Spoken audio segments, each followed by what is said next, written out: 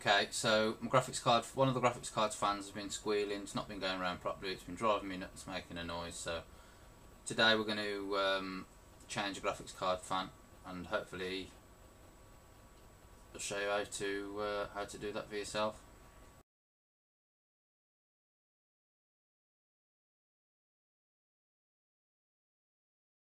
Okay, we've identified the faulty fan. I've marked it with a permanent pen so I don't get them mixed up. I am, however, going to replace both fans anyway. You can keep the one that's working okay as a spare, you may as well. The reason why I'm going to replace both is because the replacement fans that I have are a different colour, and although it doesn't really make much difference, one being black and one being blue, they were about £1, £1.50 each, so might as well I just bought another one to match it. And I'll replace the both while I'm there. eBay can be your best bet for replacement graphics card fans. Specialist computer online retailers can stock them, although sometimes, well, from the experience, this for example, I found it hard that there was any in stock at any given time, so I found eBay was the best bet, looking for the 75mm in this case, graphics card fans. I think they came from abroad, but it didn't wait around for too long for the postage, so it was alright. If you can't find any within your country, you can have them sent via airmail, and it doesn't take too long. Usually you'll get lucky, and the casing over the top can sometimes be unclipped and you can get to the fans. I think that's easier if manufacturers started to do that. However, with this one I can't. I don't think it's all in one, so it looks like I'm going to have to unscrew the whole heatsink mechanism, which means I'm going to have to also replace the thermal paste on the heatsink, or on top of the GPU die itself, just like you would do with a CPU when you replace the CPU heatsink or remove it for anything. I have, however, also noticed that it may be possible to cheat, and I might not have to take the whole heatsink enclosure off itself. After all, if I move the fan to show the various screws in 3 places,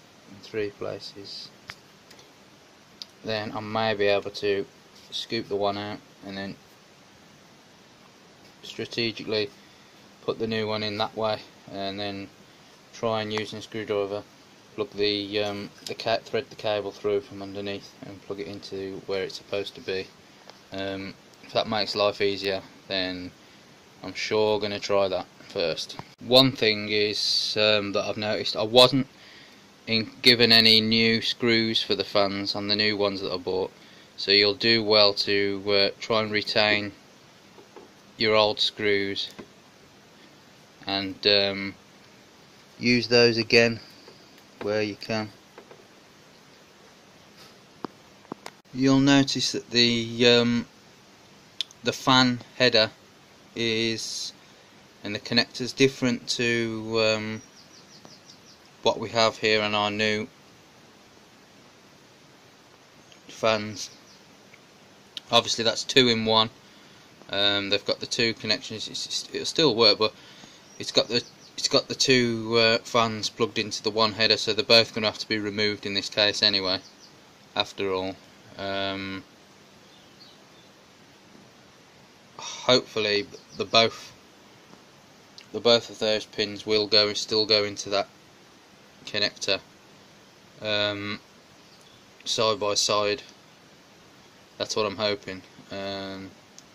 If not, I might have to do a little bit of jiggery pokery. We'll get around to that as we come to it. So there's no two ways about it. We're going to still have to take the heatsink off the card. Do that by unscrewing the screws at the back like I mentioned before. Do them in a diagonal fashion just to make sure everything goes off at a steady rate. Again, with the heatsink removed, you can see that we're going to have to clean the old thermal paste off the top of the GPU die and the heatsink copper plate itself before we put any new thermal compound on.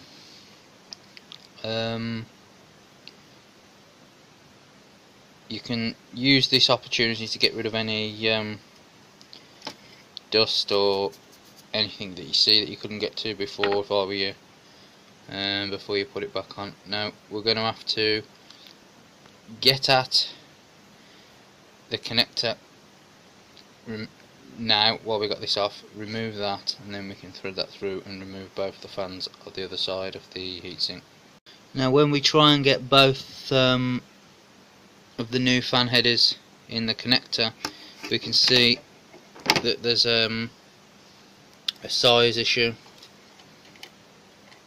They will not both go in because they're a bit too fat.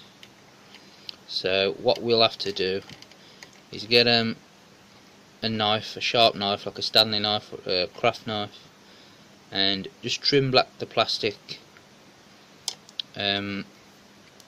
edges. Just trim, and like these tabs here on the sides, just trim them back, and then you should be able to get it to fit in. With the heatsink removed and turned over, we can now see the screws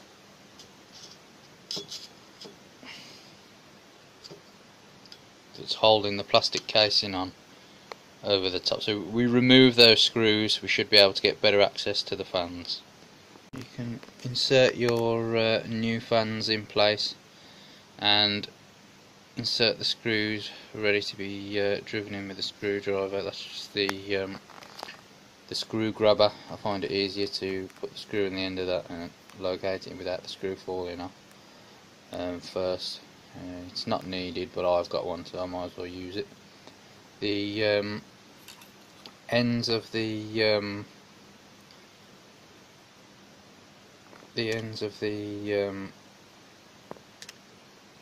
fans are just, like I say, you could use a knife to trim the edges down. I've got a grinder, so I just rubbed them against the edge of the grinding wheel as it was going round, and that just took a slight bit off the edge, thin them down. Just kind of the same kind of trick that RC modelers have been doing with servo connectors for years to try and get them to fit into a different receiver. It's got a slightly different key on there. If you take the key off, then it'll just fit in. So it's just the same kind of thing. That on close inspection of the original fan, we can actually see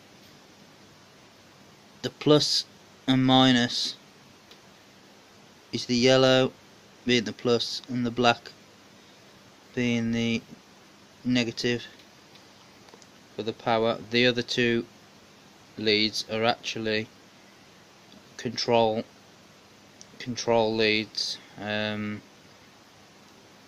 so it can automatically turn the fans up and down. Our new fans, which we've got, only have the positive and the negative, so that would mean that the fans would be going on pretty much on full consistently. So we only need the 2 pins. So taking the adapter which joins the 2 original fans together off the old set, we can adapt this so the 2 control wires, the green and the blue, won't be needed, but we could attach both the wires of both of our new fans to these two. Obviously the corresponding correct polarity, the red will go to the two reds will go to the yellow positive, and the two blacks will go to this black, the negative, and then we can plug that back into our original connector and we should be good to go. We can tape off and tie off the two control leads, because they won't be needed, and we should be good to go. We can either solder the wires back on, but to be honest with you, for a job as low maintenance as this, twisting the wires together should suffice, with some electrical tape and probably a micro-sized tie wrap to hold it together. It should suffice. I think soldering the wires together would be a bit too much, really. I don't know, considering the size of it and the application, what they're needed for, there probably wouldn't be much point in soldering. The original fans are in. Now I had to the bit of jiggery pokery with the Dremel, and I had to cut these tabs off and then smooth them round with the Dremel, because the fins on my new, see they move freely now, but before they was catching because they're a bit thicker than the old blades, so they were catching on those tabs either side, so I had to trim this off, which they come out to about here, didn't they, before, so they're free moving now.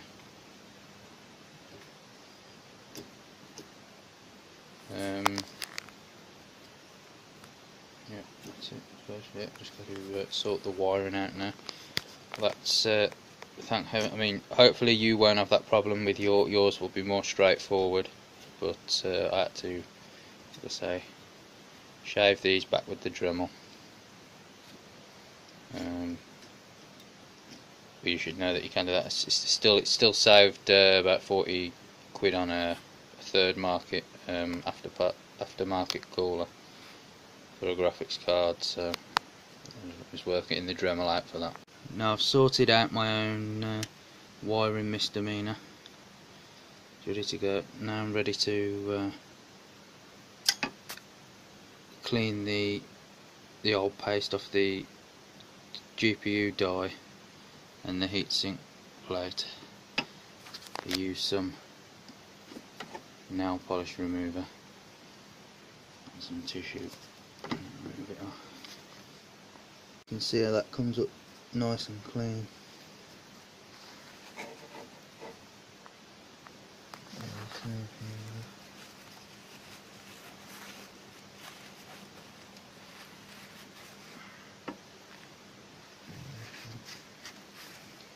Put some more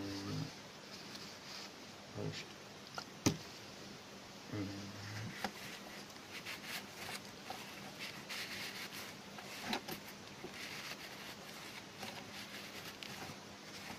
Fetches that straight off.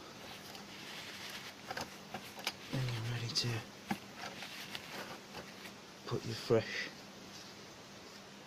paste on. Put your fresh thermal paste on. Okay, we put a small pea-sized dollop in the middle of our GPU die, and the pressure from the heatsink will spread that back out. Some people use a credit card to spread it across first, but there's no point. It's pretty much the ruling now. Everybody does that with CPUs as well. Let the pressure of the heatsink spread it out. Okay, with our heatsink and new fans back on our card, we need to now connect up the fan in there and then tidy that back. I could have threaded that through there and out through here, and that one through there and out through here if I thought about it earlier. It's okay enough. Yours would be pretty much straightforward, more straightforward than mine. You probably won't have to do the things that I did have to trim them back there, and the wiring would probably be pretty much plugged straight in, and you might only have one fan to replace. So I had a fair bit to do, but yours should be pretty much straightforward, more straightforward than mine. Okay, we're all done now, ready to go. Tidied up the wiring, it's all neat and back up out of the way.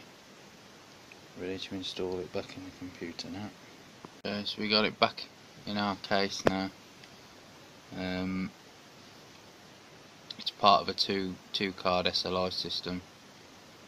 So we've got our bridge back on and plugged that PCI Express back in. Tidied this up so it doesn't look too bad. And now we'll turn it on and we'll check the fans, make sure they're running. We can see that both let's get this torch, fans are actually going around.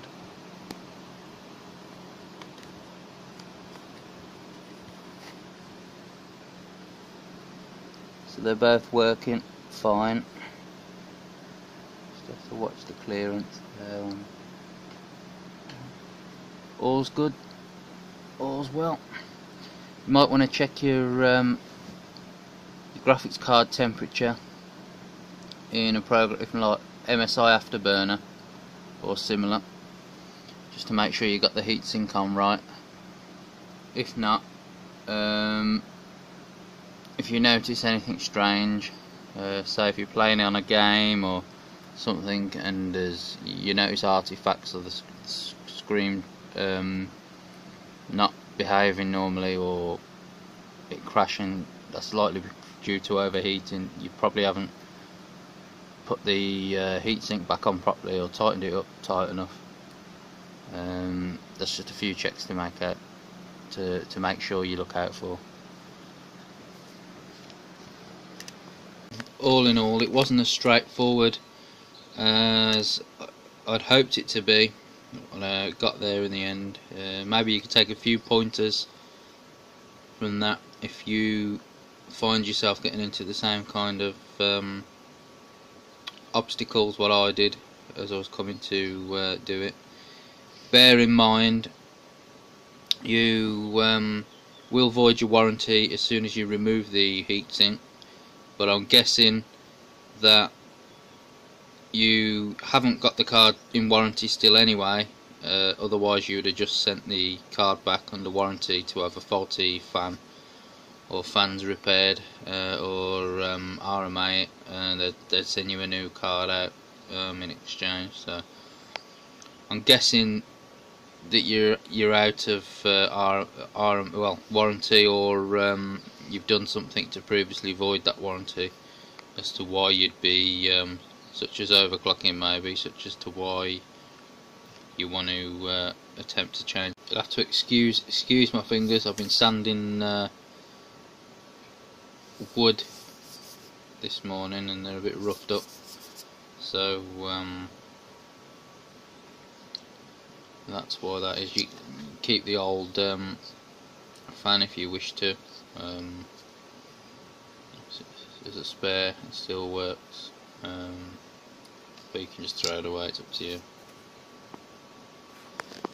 I'm thinking, in all honesty, the most you'll have to do for your card is probably earlier when I mentioned that I could cheat, where I could just screw the screws out and pull the old fan out, disconnect it from the cable from the board on the graphics card, and then remove it and then put the new one in and then screw it back down and plug it in. That's hopefully all you would have to do, or at the most just remove the heatsink so you can fully remove the card, put the new the fan, put the new fan back on and screw it down, and put the new heatsink on at the most. Hopefully you won't have any of the issues that I ran into. But like I say, there's a few pointers there for you if you do. Okay, if we have a look in Afterburner, MSI Afterburner, we can see that the graphics card that we just changed the fans on is running at 39 degrees C, and the original one, the other one that's in there, is actually running on 49. So the one we changed is actually running lower on temperature than the other one that was in there. However, it might be that the monitor is being driven from the card that's a little bit hotter. But the change of from standard thermal paste might have something to do with that. But we can also see, if we scroll down, keep going, where is it? I'm trying to look through there we go. The tachometer is registering 0, whereas the other card, it's got the control wires are on the original fan still, so it's telling me that they're running at 2,400 RPM. That's all that them control wires are good for. Is giving me a readout on how fast the fans are going around. The other one is they are going around, but there's no signal to tell the software that they're going around, so it's registering them at nothing. That's all. I think we can live with that. So that's all in all good there. Hopefully that video will help you out with changing the fans on your graphics card. Hopefully yours will be a bit more straightforward than mine was there. You'll just have to few screws, change the graphics card fan or fans. Some have 1, some have 2, some have 3 fans. I have 2 here in this case, and you'll just change the fan control, the wiring header, and put that in the header on the graphics card, and that should be all that you have to do.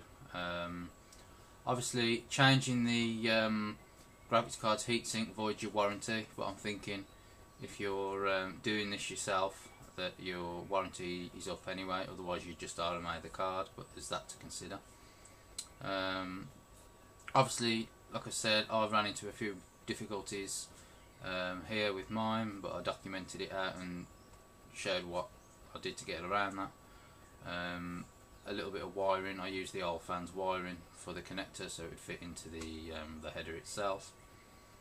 I initially thought that there were 2 polarity positive and negative pins side by side, but they were for the 2 individual fans, but there wasn't.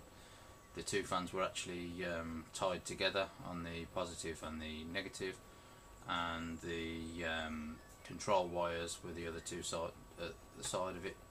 So we decided that we didn't need the control wires, they could be taped back, but the 2 power wires on the 2 new fans could be tied together the same way as the old ones were, but then using the end of the one fan, so we could connect that to the graphics card header itself, and then just twist a nice strong twist, a bit of electrical tape, and tie that up out of the way. I didn't solder the wires together. I didn't think there'd be any need really for this application. It's not coming in and out the case, being knocked about all over the place. Once it's in there, it's in there. If I was going to sell the card, I'd probably see if I could get hold of a nice. I'd probably see if I could get hold of a nice heat shrink tubing, and then I'd probably solder the twist anyway, just to make sure, just for the sake of that, being as the card was being sold. Yeah, for the sake of a few pounds, I haven't had to spend, 35 to 45 pound for a third party aftermarket graphics card cooler. I've had no need to do that. for the sake of a few pounds for a few fans. To be honest with you, approaching upgrade time within now and the next 6 months. It's lasted me 6 months, a few pound, and a bit of DIY with the Dremel. That £45 I would have spent on a third market cooler, I could put towards a new graphics card in 6 months' time. So could you.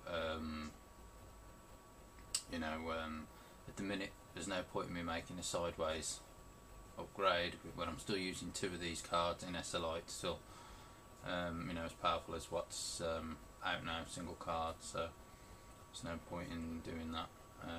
The only other way you could do it would be to go on eBay and get a card that's obviously died. It's knackered, but the fans are still working. It's the same model as yours, and just do a straight swap for those fans. But that's very rare that you'll find that, unless your particular card is a quite common card and is quite a commonly sold card in your country. Then you might pick one up on eBay and do it that way. That might be a better way to do it for you. But all in all, I hope you found this video useful and the accompanying blog.